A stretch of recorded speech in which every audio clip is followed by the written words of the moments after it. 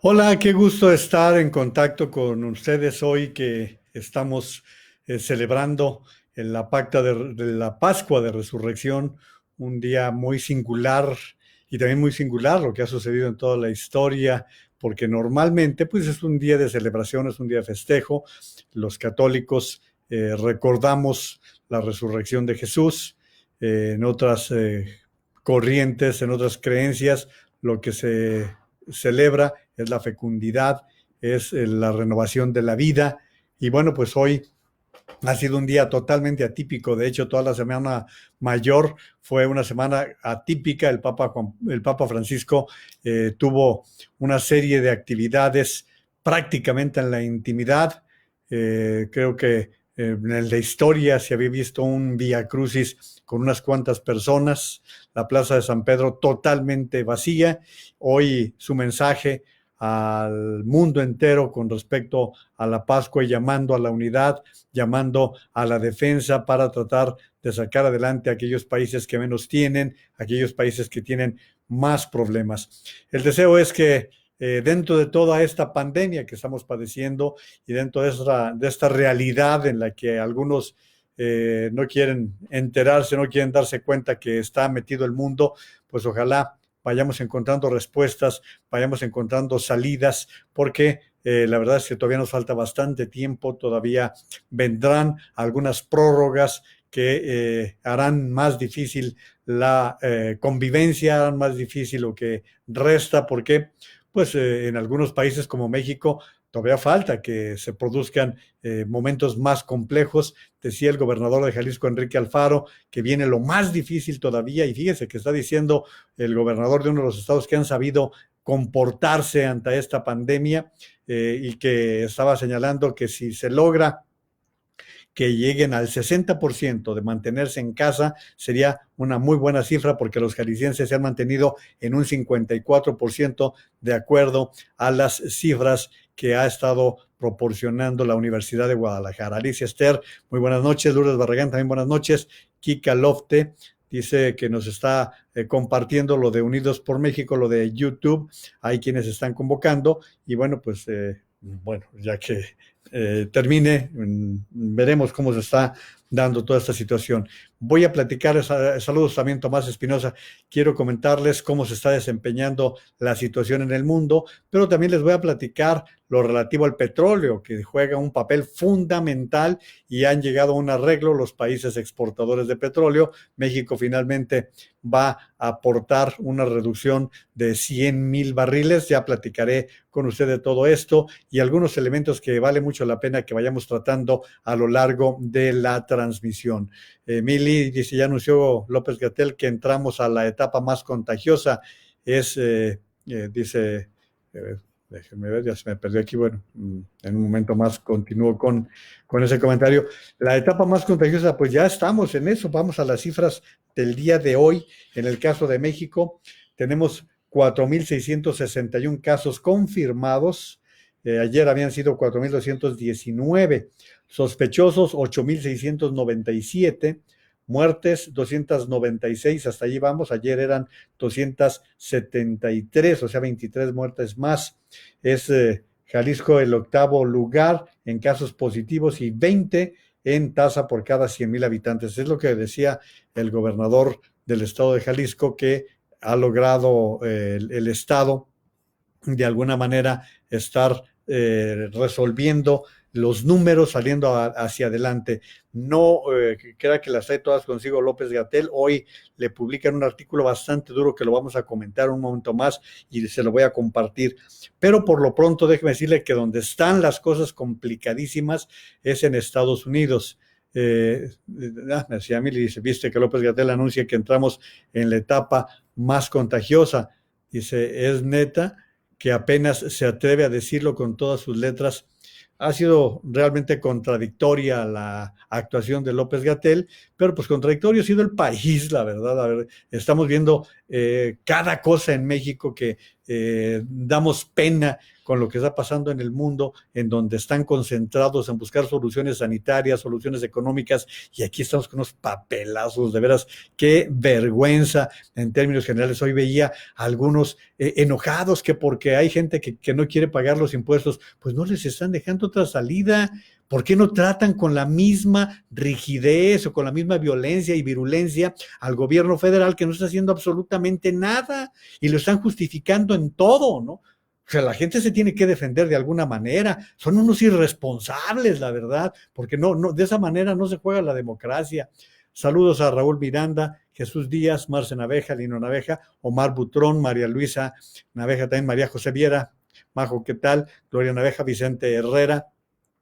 Saludos a Elida Pérez Payán, Juan Alberto Castro, Juan Guillermo Smite. Hola Juan María, de nuevo aquí. Es bueno escucharte. Muchas gracias a quienes están en Estados Unidos. La verdad es que sí es preocupante. Hoy se declara que los 50 estados más Puerto Rico están en zona de desastre. Están declarados como zona de desastre tras de que Estados Unidos se puso a la cabeza del número de muertos a causa del COVID-19. Eso lo decíamos desde ayer.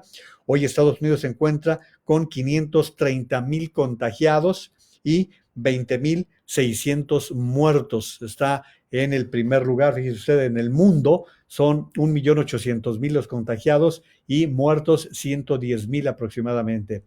La lista la encabeza Estados Unidos, seguido de Italia, España, Francia y Gran Bretaña. Hoy supera los 10,000 muertos. Por eso entra ya a esta lista penosa en Europa de cómo se están presentando las cosas. Y cuando hablábamos de cómo las cosas se van presentando para ricos y pobres y que van quedando en evidencia quienes dudan de la ferocidad de esta pandemia, de este virus, bueno, pues hoy murió Jaime Ruiz Sacristán, un hombre muy respetado en el mundo de la economía y las finanzas. Era el presidente de la Bolsa Mexicana de Valores y murió contagiado del COVID. Desde hace un par de semanas se había informado que había sido hospitalizado y pues hoy, a los 70 años de edad, muere Jaime Ruiz Sacristán, el presidente de la Bolsa Mexicana de Valores. Y bueno, pues esto nos está indicando cómo se están presentando las cosas en términos generales. Así que vuelvo a decirlo, esto no respeta ni jóvenes, ni viejos, ni ricos, ni pobres. Es una pandemia en serio, y si no la tomamos en serio, bueno, pues a jugar con los riesgos, a jugar con la vida. Saludos Sonia Robles y Julio Olvera. Majo, qué gusto escucharte, tío. Gracias por la información que nos compartes. Con mucho gusto, abogado, lo hago con gusto. Rosalba Naveja, felicidades por el programa. Muchas gracias. Por cierto, Rosalba, te debo una disculpa. El otro día te estaba confundiendo con Carla, así que va la disculpa, espero me la aceptes. Bueno, yo creo que sí, en familia se queda todo esto y bueno, pues además creo que Carla es una prima querida. Fabi Jauregui, me gusta su programa, muchas gracias. Saludos también para todos ustedes. Les decía, vamos al caso del subsecretario López-Gatell. Miren, a mí me parece que es un hombre que sabe, comunicar, que es un hombre que ha sabido ser vocero en términos generales, pero en muchas situaciones se ha visto bastante mal. Un vocero que llega a mentir, que llega a engañar, que llega a usar la información, pues la verdad es que deja mucho que desear. Y entonces toda esa sapiencia que muestra, todos esos conocimientos, la verdad es que no dejan muy bien parado al subsecretario, que es el vocero oficial del gobierno federal para todo lo que se refiere a esta pandemia que estamos padeciendo. Y bueno, pues quiero comentarles que hoy hay un artículo sumamente fuerte, un artículo escrito por Roberto Roch. Roberto Roch ha sido director del Universal, es un hombre de una amplísima trayectoria periodística y hoy ha publicado un artículo duro en el cual lo titula, pues ya el solo título da señales claras, lo titula La impostura de López-Gatell, o sea, el vocero que a quien usted ve salir todas las noches a dar a conocer las cifras con respecto a la pandemia. Dice, ante la etapa más crítica de la pandemia, se empieza a desnudar la impostura de quien le ha ocultado al público temas cruciales del virus. Así es como abre Roberto Roch su artículo. y esto lo está empezando a explicar porque dice que el viernes por la noche el secretario de Agricultura no encontraba al subsecretario porque le urgía explicarle, fíjense, que a pesar de que el secretario jerárquicamente es superior al subsecretario, como es evidente, pues no lo encontró y se desesperó el secretario de Agricultura porque tenía la presión de los productores de cebada, de los productores que le venden a las cerveceras para poder producir la cerveza. Como ustedes saben, desde el domingo pasado se suspendió la producción y distribución de cerveza en partes del país. Y bueno, pues momentáneamente la Secretaría de Agricultura anunció que se reabrían las plantas cerveceras. López-Gatell responde que no es cierto, pero el señor no le respondió al secretario de Agricultura, quien estaba urgido, según está diciendo aquí en este artículo, Roberto Roch, y explica que le han metido un dineral, que el área de comunicación social de la Presidencia de la República le ha metido mucho dinero a configurar una imagen de López-Gatell, que lo ponen a veces hasta de galán, y hay quien hasta lo pone como candidato a la presidencia de la República. Le han metido un dineral. La revista Proceso, por cierto, esta semana da una evidencia de cómo está el gasto de la presidencia de la República en materia de comunicación. Y fíjese, dice que Genaro Villamil, que tiene a su cargo el manejo de los llamados medios públicos, que en este gobierno han agudizado su perfil oficialista. En su etapa de periodista, Villamil documentó el montaje mediático que construyó la imagen de Peña Nieto desde que fue gobernador del Estado de México. Paradójicamente, ahora se echa mano de algunas de las mismas técnicas para que vean que cuando llegan al poder, cuando llegan a los puestos de responsabilidad, hacen exactamente lo mismo. Y le sigue por allí Roberto Roch con este artículo, dice que, por ejemplo, tal vez el doctor López-Gatell tenía esto en mente cuando a inicios de mes concedió una entrevista a la revista, tenía en mente lo que se le ha presentado como una figura a la revista The Economist, a cuyo incisivo reportero Richard Ensor le compartió varias revelaciones, como que el número de contagiados podría ser al menos 10 veces más de los reportados oficialmente, que ahora sí se están haciendo más pruebas, pues hasta ahora se han hecho hasta 30 veces menos que en otros países. También que México vendió ya en plena crisis un número no determinado de mascarillas médicas que ha debido recomprar en un precio 30 veces mayor, según calculó el periodista. Bueno, pues les he publicado ya aquí, les he anotado el link en el cual pueden leer completo el artículo de Roberto Roch, que publica hoy el diario El Universal y algunos otros periódicos de la República Mexicana. Pero vale la pena que lo lean para que ustedes se den una idea de cómo están tratando algunos periodistas serios lo que está pasando con el trato que da el gobierno federal al asunto de la pandemia. Juan Manuel Campos, Juanma, saludos. Joe Martínez, hola, ¿y quién es el secretario de Salud? Pues sí, hasta ahora, como se ha dicho ya en muchas ocasiones, el secretario de Salud no aparece porque lo han relegado prácticamente. Romario Velázquez, saludos igualmente, él está en Nebraska, muchos saludos, gracias por estar participando. Bueno, pues esto es lo que se está presentando y que creo que viene a unirse a una nota que también nos da señales de cómo, lo que le estoy diciendo, dan informaciones engañosas, a veces hasta falsas.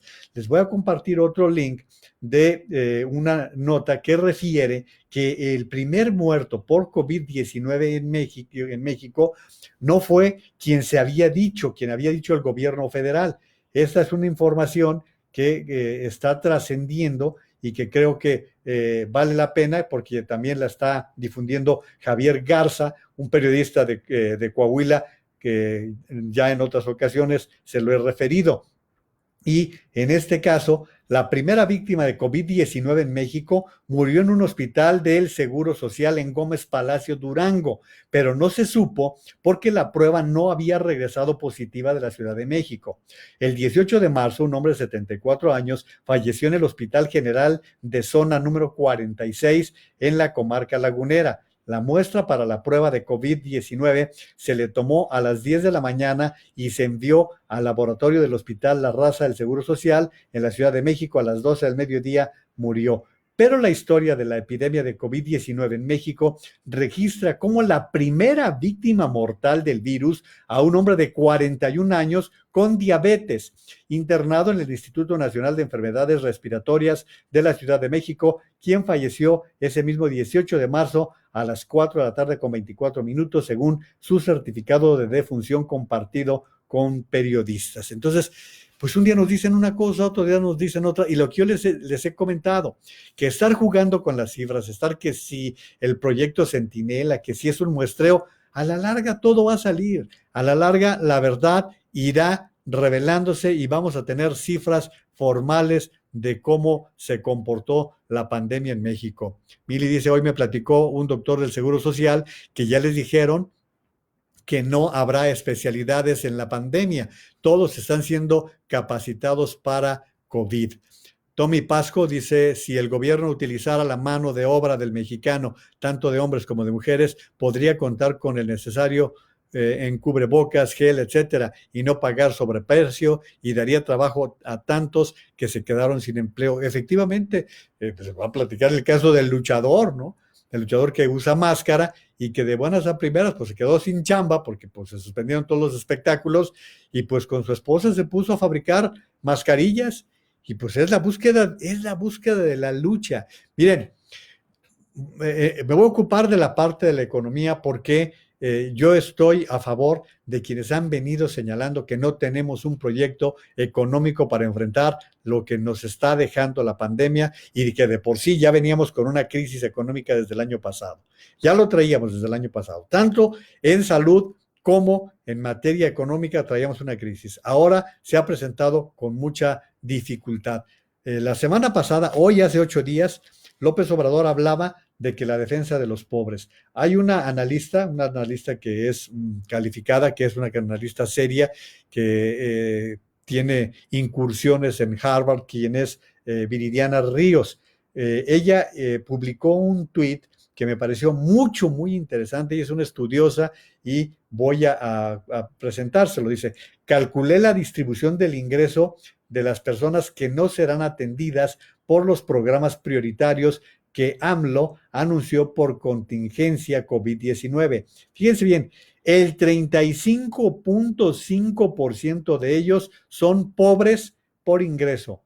Aún si todos los beneficiarios fueran pobres, el 62% de los pobres serán olvidados. Y ahí publica una gráfica que les estoy compartiendo. Aquí está el tuit de Viridiana Ríos, que me permito compartirlo. Ella lo publicó el día de ayer y yo lo hago llegar. ¿Por qué? Porque muchos especialistas han venido diciendo que López Obrador va a afectar más a los que menos tienen con estos programas, porque, pues cuidado, porque viene un problema de desempleo bastante serio, viene un problema de desempleo que va a impactar seriamente al país. Miren, también hablando de Twitter,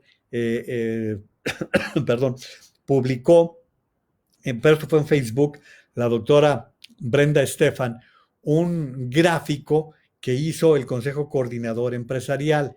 Se lo voy a compartir, véanlo al final de la emisión, porque es muy interesante este gráfico que nos está permitiendo mostrar cómo están afectadas las empresas pequeñas, medianas y grandes, y va dando muchos detalles de cómo fueron formando la familia, cómo hicieron su empresa, cómo se fue desarrollando a lo largo del tiempo, cuál fue el desarrollo de la misma empresa, cómo fueron contratando personas. En fin, es un gráfico muy interesante que les vamos a dar también aquí.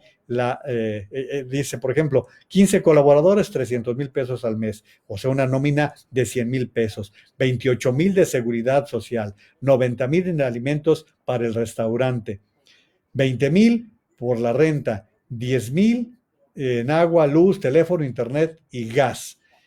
Y así va sucesivamente. O sea, en total, 258,000 pesos de gastos, 12,000 de impuestos sobre la renta. Ese es una síntesis de una pequeña empresa y, bueno, pues total, ¿para qué les estoy dando el detalle? Pues sí, mejor los invito a que lo vean cuando terminemos para que tengan esta referencia. Aquí está ya el link de este gráfico que ha desarrollado el Consejo Coordinador Empresarial del Caribe y que Brenda Estefan lo ha difundido en Facebook y ahí lo tienen. Me parece que es un tema bastante interesante. Creo que esto nos permite de alguna manera ver cómo se afecta a las empresas, cómo son las empresas las que están resultando afectadas con la situación económica que está predominando en nuestro país. Bueno, pues en otro tipo de cosas, estas son, si quiere usted, nimiedades, pero me parece que son importantes. El periódico Reforma publica un recuadro en el que dice: estimado lector, la Organización Mundial de la Salud determinó que tocar periódicos no representa riesgo por COVID-19. La porosidad del papel, sumado al proceso de impresión de tinta, ayudan a la esterilidad de este ejemplar. Para las personas que tienen miedo de que se puedan contagiar porque el periódico ha sido manipulado, ha sido envuelto y ha seguido todo un proceso, ahí está la explicación que da el periódico Reforma. Y al mismo tiempo esto lo publica el periódico Mural, algo que me pareció muy interesante, que dice: ¿cómo cuidar a un enfermo de COVID?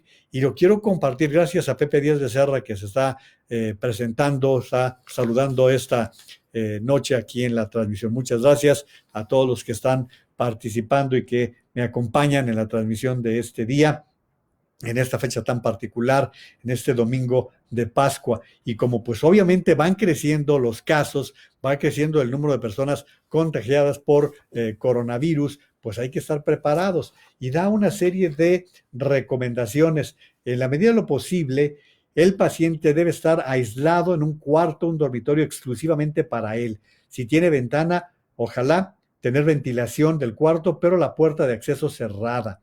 De acuerdo con los especialistas, la limpieza y desinfección de las superficies del cuarto se debe hacer por lo menos una vez al día y para ello utilizar cloro o alcohol. Si una persona externa hace el aseo del cuarto, siempre utilizar el cubrebocas y además guantes. La sábana o la ropa que utilice el paciente, el enfermo, lavarlas diariamente. Lavadora normal, si se puede que alcance temperatura a más de 60 grados, sería lo conveniente. Esta ropa debe lavarse en una carga por separado. Lo mismo aplica con los utensilios de cocina que se destinen al enfermo, como plato, vaso, cubierto, ya que no deben compartirse. O sea, que quede claro, la ropa del contagiado, lavarla por separado, tener utensilios de comida que sean exclusivamente para la persona y lavarlas muy bien, lavarlas mucho, muy bien. Los desechos del paciente, como pañuelos, deben ir en un bote de basura destinado para ese fin, el cual debe tener una bolsa de plástico para facilitar su extracción y disposición en la basura común. Si el enfermo comparte el sanitario con otras personas, una medida importante es jalar la palanca y bajar la tapa del excusado. Al final del día, el espacio debe ser lavado.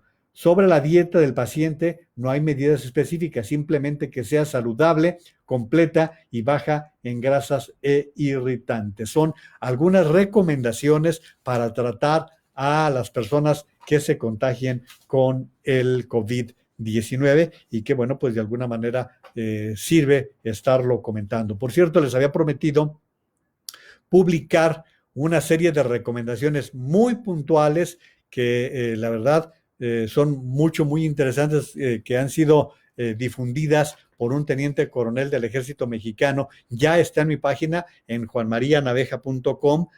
Ya pueden checar esta información muy detallada de cómo tratar de evitar, se llama un plan de contingencia familiar para disminuir el riesgo de contagio por el COVID-19. Ha sido desarrollado por el teniente coronel Víctor Manuel Arriaga Villar, de la Secretaría de la Defensa Nacional. Está, les insisto, en mi página, en juanmarianaveja.com.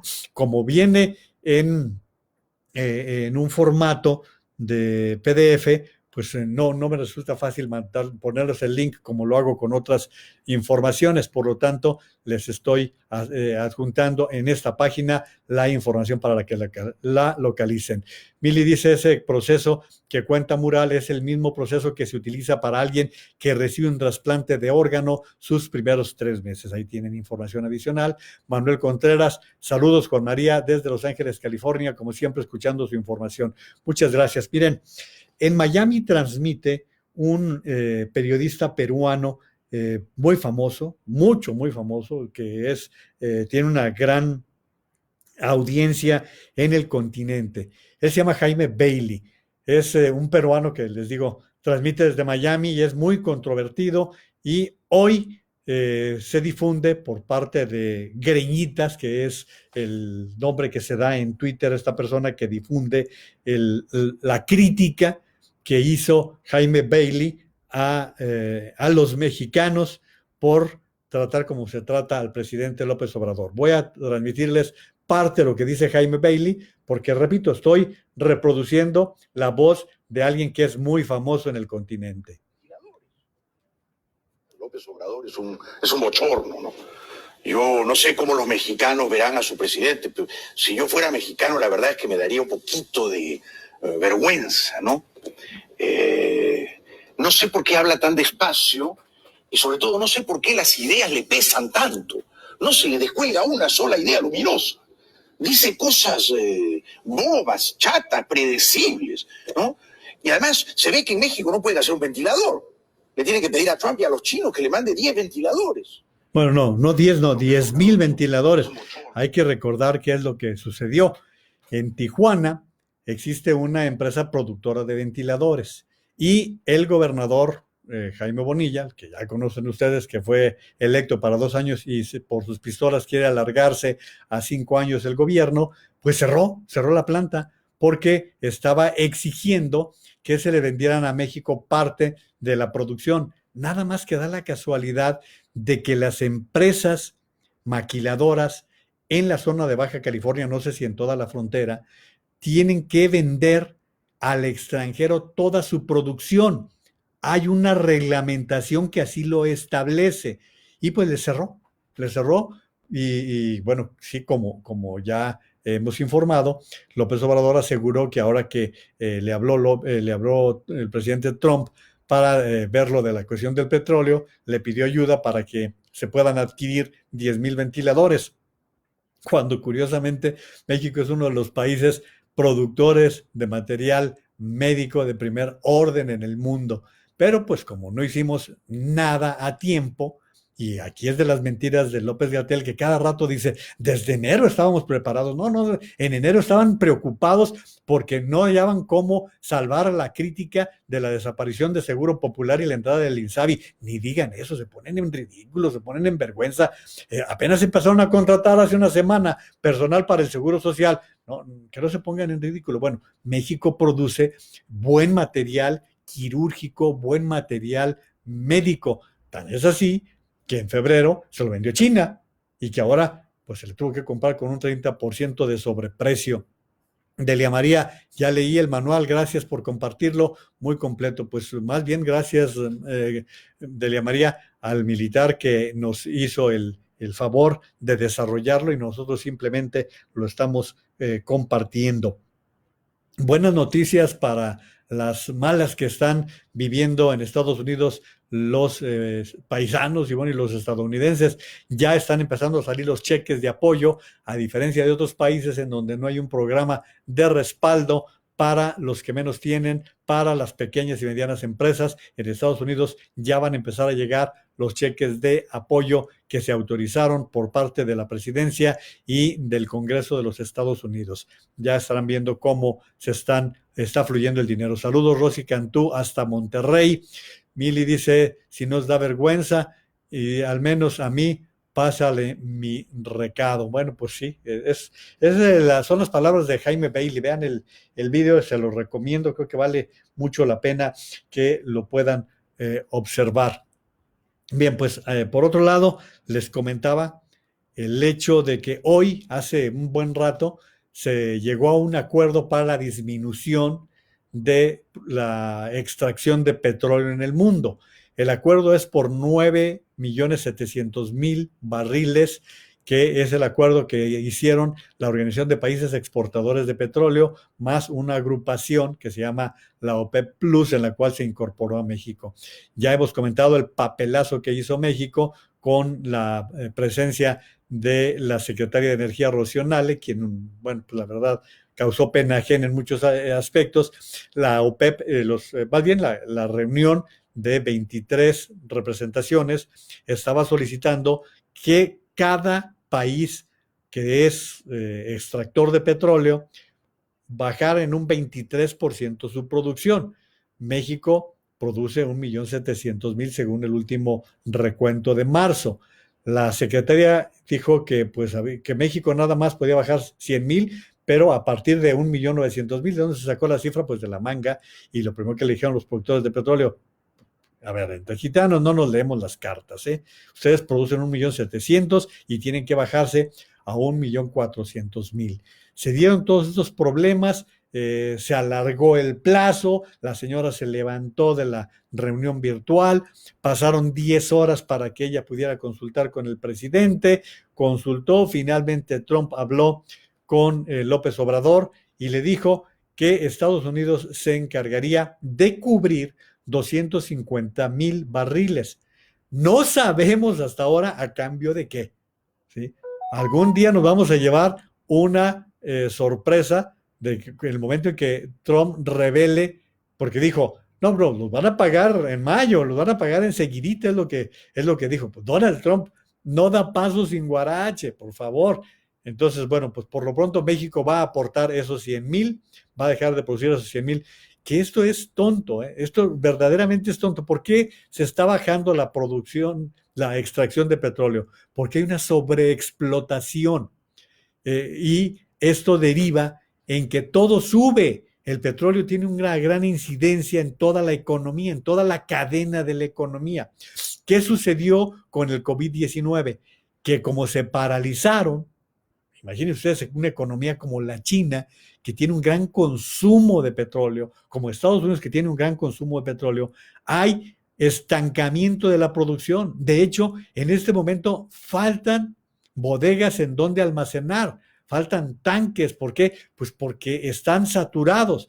El mercado se dice que se van a bajar cerca de 10 millones, pero hay quien dice que son por lo menos 22 millones los que sobran. Y si hay un excedente, pues obviamente los precios de petróleo bajan. O sea, eso es lo que en México no se quiso entender, que nosotros bajando 400.000 barriles ganábamos. ¿Por qué ganábamos? Porque tenemos un costo muy alto para la producción de un petróleo como el petróleo pesado de México. Sin embargo, pues no lo entienden. El problema es que no entienden y tienen que dar la cara con papelazos como los que realmente se han exhibido. Total, el día de hoy se está anunciando estos 10 millones. Vamos a ver mañana cómo se comportan las economías globales, pero por lo pronto sí ha llegado este acuerdo que se inició con la diferencia entre Arabia Saudita y Rusia, que no se pusieron de acuerdo, hicieron una inundación de petróleo en el mundo y se cayó el precio del petróleo, que llegó hasta $8 el barril. Cuando imagínense, hay países como México que les cuesta 23 o 24 dólares producirlo. Entonces, ya hubo un acuerdo, particularmente entre Arabia Saudita y Rusia y otros países, los de la Organización de Países Exportadores de Petróleo, y que finalmente esto se está dando el día de hoy. Apenas ocurrió, ¿sí? Entonces, durante la noche nuestra, vamos a ver cómo se comportan las cosas en Oriente, cómo se comportan en Medio Oriente, de acuerdo a estos avances. Lo que sí es verdad es que muchos anticipan que México va a pagar consecuencias. No lo sé. Vamos a ver, yo aquí les estaré platicando si ocurre de esa manera. Saludos a Antonio Abraham. Hermano, no lo entiendo, Maru. Joe Martínez, los cheques para los residentes y ciudadanos, no para muchos que todavía tenemos que pagar impuestos. Fíjense, esto que dice Joe Martínez es bien interesante. En Estados Unidos va a darse este cheque a quienes pagan impuestos, quienes están en el Seguro Social. Para trabajar en Estados Unidos, los indocumentados, la mayoría de los indocumentados, tienen un registro fiscal. Con ese registro fiscal, aunque no reciban seguro social, aunque no reciban apoyos de diferente índole, pagan impuestos, ¿sí? Pagan, ¿por qué? Porque se les descuentan directamente de la nómina, nada más por eso. De la nómina les descuentan una cuota para el seguro social, la cuestión fiscal, pero en un apoyo como este, la mayoría de los indocumentados, por vía del gobierno federal de los Estados Unidos, no van a recibir apoyos. Sí hay algunas acciones que están haciendo estados como Illinois, como California, como Nueva York, que están pensando cómo apoyar a los indocumentados para poder respaldarlos en estas situaciones de emergencia que están viviendo. El Chacho Manuel Castillo, saludos, dice Juan María. ¿Sabe usted si a los pensionados de Estados Unidos que residen en México les llegará el apoyo? No, no les va a llegar, ¿no? Ya eso sí se ha anticipado, y aguas, Chacho, porque normalmente el residente recibe menos, no el ciudadano. El ciudadano puede vivir donde le dé la gana, pero recuerden ustedes que los residentes tienen que estar 6 meses, por lo menos, en Estados Unidos, 6 meses un día en Estados Unidos, y cuando pasan este tipo de situaciones pueden tener serios problemas. Aguas, yo nomás paso a la información como me he enterado. Yo Martínez, no creo, se basan en los impuestos del año pasado o de este. Lucy Bustamante, muy buenos sus comentarios y muy bien explicados. Saludos, padrino, gracias. Lourdes López, saludos, mi estimado Juan María. Va el saludo igualmente para Durango, mi querida Lourdes López, una mujer muy comprometida con el derecho a la información. Ha sido consejera en materia de estas lides en Durango y una mujer que está haciendo un gran trabajo con el tema del derecho a la información en el país. Quiero compartirles también otras cosas que hoy se han publicado. Uno de ellos es un artículo interesantísimo de Bill Gates.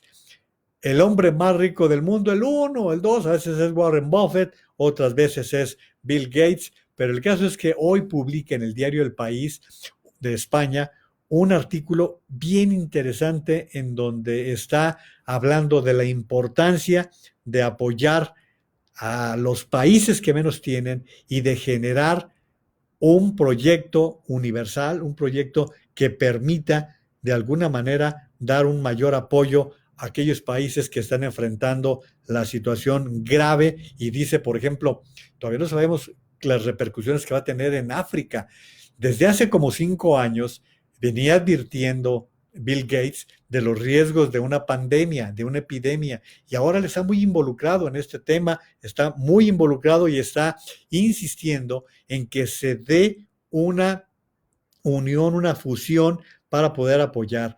Dice, a lo largo de las últimas semanas he hablado con docenas de expertos sobre la COVID-19 y hay pruebas claras de que la enfermedad discrimina de diferentes maneras.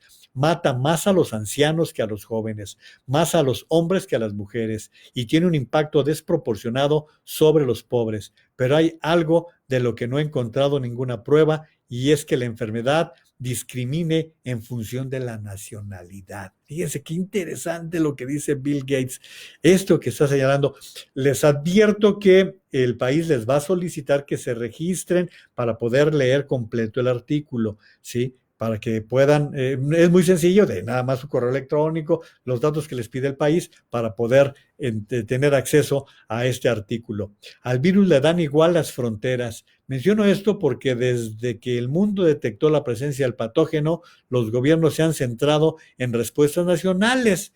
Efectivamente, los países, como debe ser, pues tratan de resolver primero su problema interno, pero no se ponen a pensar que si un foco de contagio queda en otro país, les voy a poner un caso que se está viviendo.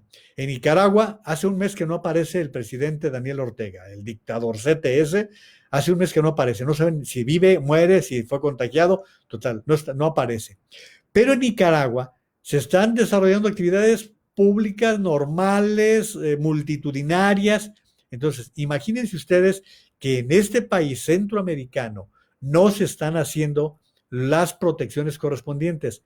El riesgo que significa para los países vecinos de todo el istmo centroamericano. Es lo que está diciendo Bill Gates. Si no cuidamos el combate en todo el mundo para abatir la pandemia, no la vamos a vencer fácilmente.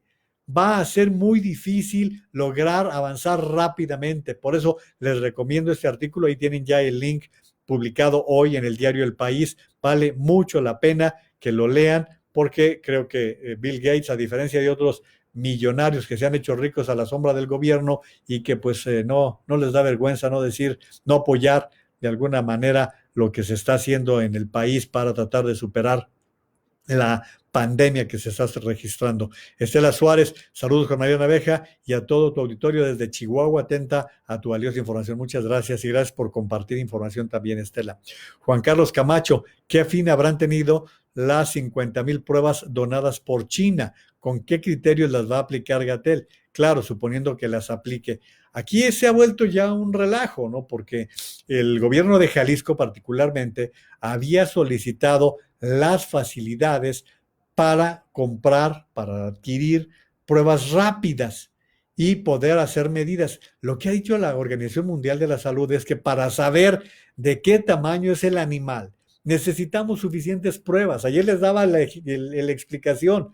El modelo que presenta López-Gatell a lo mejor es confiable para poder saber cómo se está comportando, pero para saber exactamente de cuántas personas contagiadas estamos hablando, pues se necesitan suficientes pruebas y eso llevaría a poder confinar a las personas contagiadas para que se les trate de la manera adecuada y no se contagie a los demás. Eso son medidas que están sugiriendo muchos especialistas y que, bueno, pues están ignorando. También Estela Suárez dice, el gobernador de Chihuahua dijo, lo que permite crecer a una persona es el empleo y los empleos los generan las empresas. Por ello, condonaremos 100%, lo que está diciendo el gobernador de Chihuahua, 100% del impuesto sobre nómina a empresas con menos de 50 empleados a partir de abril y mayo y daremos descuentos y prórrogas para aquellas medianas y grandes. Recuerden ustedes que los estados nada más pueden hacer eso, hacer descuentos al impuesto a la nómina y pues es lo que están haciendo algunos estados, como está ya refiriéndonos Estela, para el caso de Chihuahua.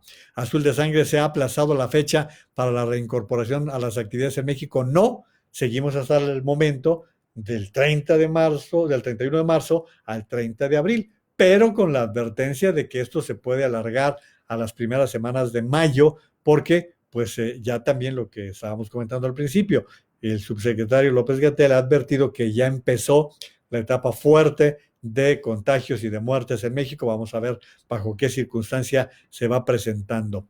Saludos a Pepe Cepeda de Ocesa, que hoy es su cumpleaños. Un abrazo para Pepe, un gusto estar en contacto. Y gracias a Estela que nos ha compartido el tuit del gobernador del estado de Chihuahua. Y bueno, pues les hemos estado compartiendo bastantes informaciones. No sé si finalmente les voy a compartir este otro que está maravilloso, la verdad. Saludos a Daniel Villegas de Century 21 House Hunter. Gracias por estar también participando, Daniel, en esto. También hoy en el diario El País está un artículo sensacional del filósofo Edgar Morin.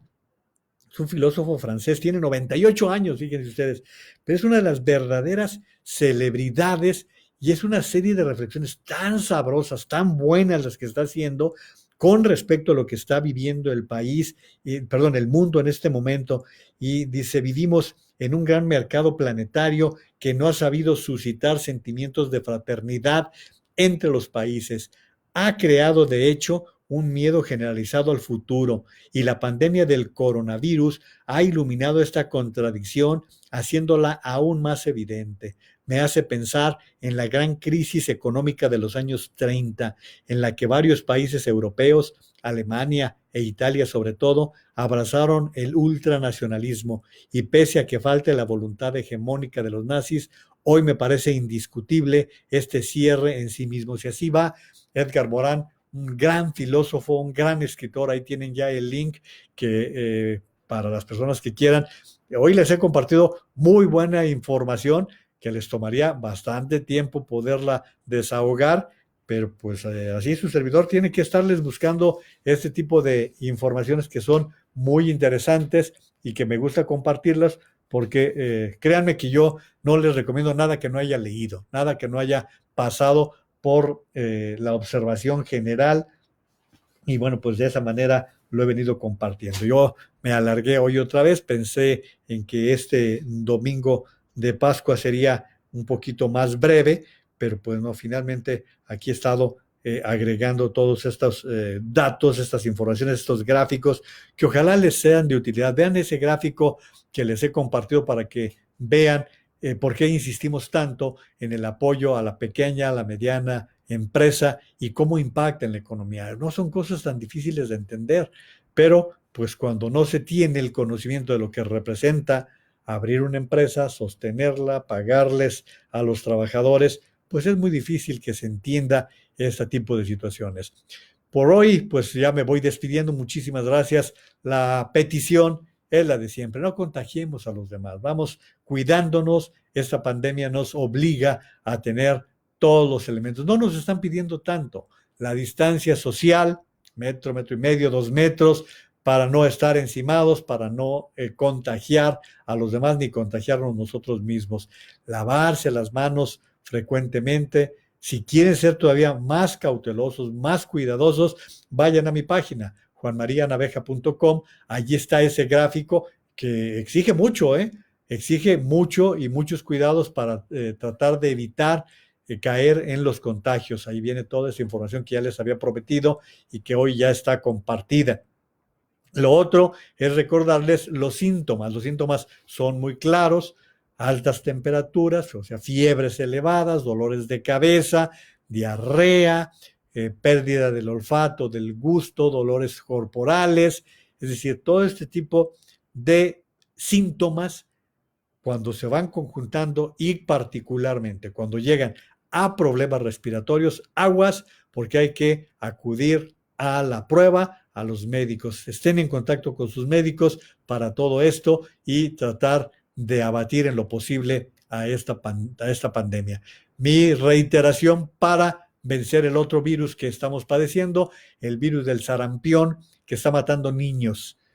Vacúnenlos. Hay que hacer las tres tomas indispensables para los niños y también para los adultos. Pregunten a su médico si deben también vacunarse, un refuerzo frente a esta situación que se está dando. Les reitero, el sarampión mata. Así que vamos venciendo, como ya se había logrado, a este virus. Rosalinda Pérez, gracias por compartir. Señor Juan María, con mucho gusto. Herminia Ramírez Reynoso, gusto escucharte, primo. Un saludo hasta San Julián, con mucho gusto.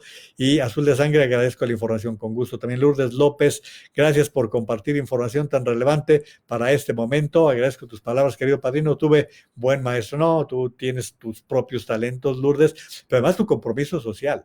De veras, gente como Lourdes hace falta en la sociedad porque es una mujer comprometida en Durango con el derecho a la información, con que sea transparente lo que se difunde y que tengamos derecho a saber. Así de sencillo.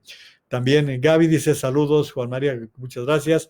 Y Pablo Díaz Pavami, gusto saludarte, Juan María Naveja, desde Los Ángeles, California. Un placer estar en contacto con gente en los Estados Unidos. Un abrazo para todos y pues lamentablemente abrí con esa mala noticia que todos los estados de los Estados Unidos están declarados zona de desastre.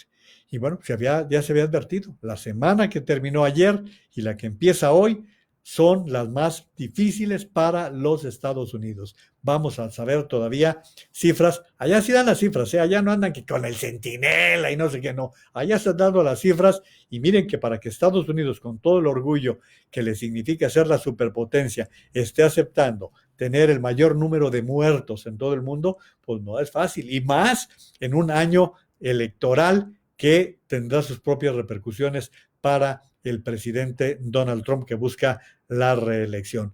Mis mejores deseos, que la Pascua sea tan fecunda como es el espíritu, como es el propósito de llegar a una fecha como hoy. No importa la religión que profesen, si profesen alguna o no, es simplemente el deseo de renovación, el deseo de tener fe en lo que estamos haciendo. Ese es el espíritu de una fecha tan hermosa como es la Pascua, y mis mejores deseos en las últimas horas de este domingo de Pascua. Muchísimas gracias por haberme acompañado y bueno, pues mi promesa sigue firme. Mientras esté esta pandemia y ustedes me aguanten, estaremos en comunicación a través de esta vía. Pasen una buena noche y muchísimas gracias.